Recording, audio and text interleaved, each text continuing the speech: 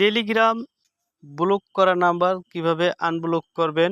যদি আপনাকে কেউ ডিস্টার্ব করে টেলিগ্রামে ফোন দেয়, তো তাকে আবার কিভাবে ব্লক করবেন, এই দুইটা প্রসেসে দেখানো হবে।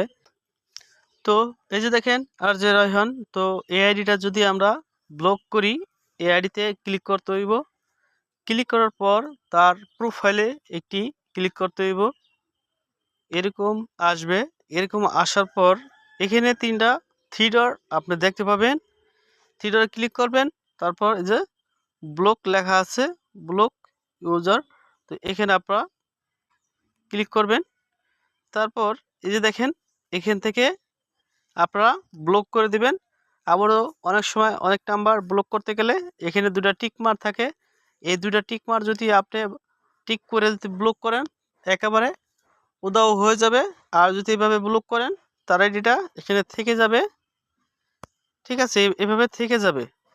তো থেকে গেলে এই আইডিটা চাপতে ধরবেন, তারপর এই ডিলিট আইকনে ক্লিক করবেন।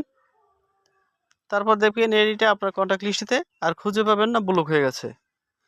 এখন যদি আপনি আনব্লক করতে চান, তো এই যে দেখেন সেটিংস রয়েছে, এই সেটিংসে ক্লিক করবেন।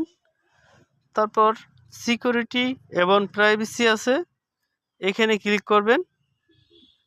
তারপর এই যে দেখেন ব্লক লিস্ট লেখা আছে, তো এখানে আপনারা ক্লিক করবেন। তারপর কোন আইডিটা আপনি আনব্লক করতে চান সেটার উপরে ক্লিক করবেন। এই দেখেন আমি যে আইডিটা ব্লক করছি সেই আইডিটা কিন্তু এখানে চলে আসছে। তার আইডিটির পাশে দেখবেন তিনটা থ্রি ডট আছে, এই তিনটা থ্রি ডটে ক্লিক করবেন।